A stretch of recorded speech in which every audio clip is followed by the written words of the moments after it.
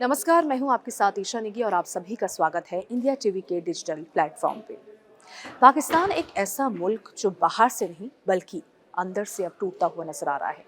पाकिस्तान की सड़कों की बात करें तो वहां पर प्रदर्शनकारी हैं, टायर जलते हुए नजर आ रहे हैं और पुलिस और साथ ही साथ जो पाकिस्तानी सेना है उसके खिलाफ आवाम काफ़ी ज़्यादा भड़क उठी है। लेकिन यहाँ पर सवाल ये है कि पाकिस्तान में आखिर ये लावा फूटा कैसे? जो ये गुस्सा है आवाम का आखिर ये सड़कों तक कैसे आया? और जो सब्र का जो जवाब था वो कैसे सड़कों तक उतर आया है? पूरी खबर इस पूरी वीडियो में हम आपको बताने वाली हैं। देखिए, सबसे पहले हम पाकिस्तान की बात करें तो पीओके से लेकर बलूचिस्तान तक पाकिस्तान इस वक्त तबाही ही तबाही नज़र आ रही है। गृह युद्ध एक तरीके से पाकिस्तान के अंदर जो है देखने को मिला है। और अगर हम पीओके की बात करें यानी कि पाकिस्तान ऑक्यूपाइड कश्मीर की, ये सबसे ज़्यादा इस वक्त यहाँ पर भूचाल सा मचा हुआ है।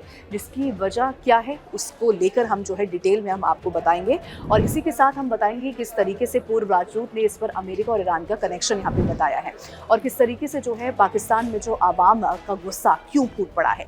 देखिए, इसके दो पहलू हैं। सबसे पहले पहलू की बात करें तो ये है आर्थिक बदहाली। पाकिस्तान पहले से ही महंगाई की बात करें या फिर हम बात करें ईंधन, बिजली और बेरोजगारी की, तो बढ़ती बेरोजगारी के साथ साथ बढ़ती कीमतों की यानी कि बिजली, महंगाई और जो ईंधन है वो बढ़ती कीमतों की वजह से जो वहाँ की आवाम है वो काफ़ी ज़्यादा आक्रोशित है और काफ़ी ज़्यादा जो है इस वक्त वो मुश्किल में है।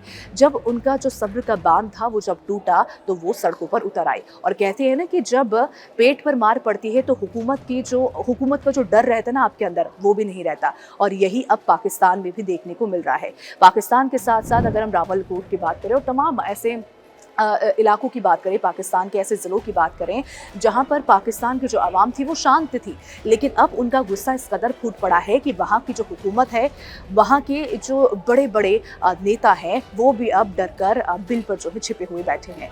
अब यहाँ पर देखिए, सवाल आपके जहन में भी यही होगा, सिर्फ यहाँ पे आर्थिक संकट ही नहीं है बल्कि अगर हम यहाँ पर बात करें अमेरिका और ईरान की कनेक्शन की, जो कि वहाँ की अगर हम पूर्व राजदूत ने जो बात बताई है उसको लेकर भी हम बात करेंगे। लेकिन यहाँ पर अगर हम महंगाई, बेरोजगारी और साथ ही साथ ईंधन और बिजली की बढ़ती कीमतों की बात करें तो ये पहले से ही पाकिस्तान जो है अपने आर्थिक बदहाली से परेशान था।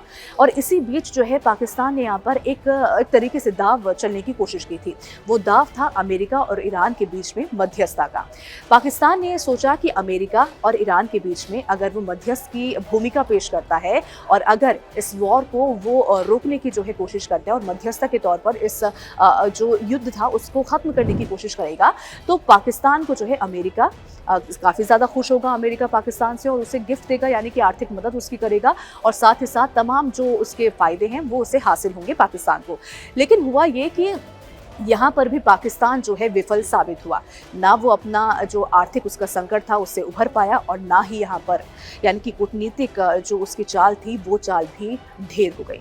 यहाँ पर भी पाकिस्तान को मुंह की खानी पड़ी, बातचीत बेनतीजा रही और अब भी जो है अमेरिका और ईरान के बीच में जो मनमुटाव है, जो युद्ध है वो अभी भी चल रहा है।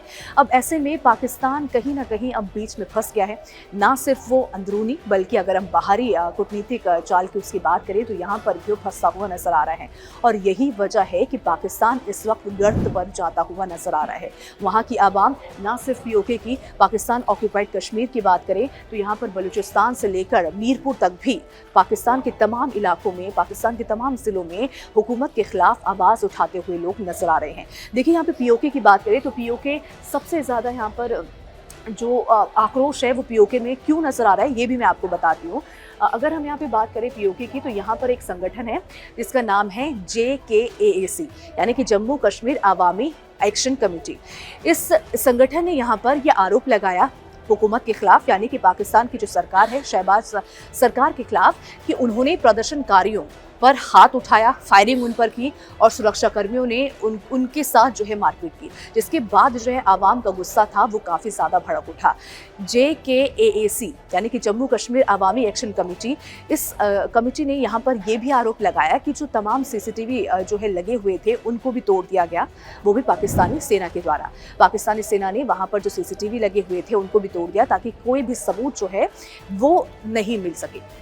और इसी के साथ साथ उन्होंने जो है मांग की है, अंतर्राष्ट्रीय संस्थानों से मांग की है कि इसकी जो है पूरी तरीके से जांच की जाए और इस पूरे मामले की जो है अच्छी तरीके से जांच हो और पता चले कि क्यों आखिरकार उन प्रदर्शनकारियों पर जो कि निहत्थे थे, जो कि सिर्फ अपनी मांग को लेकर सड़कों पर उतरे थे। एक लोकतांत्रिक देश है पाकिस्तान और यही वजह थी कि वहां पर सड़कों पर आवाम उतरी और अपनी हुकूमत के खिलाफ उन्होंने आवाज उठाई।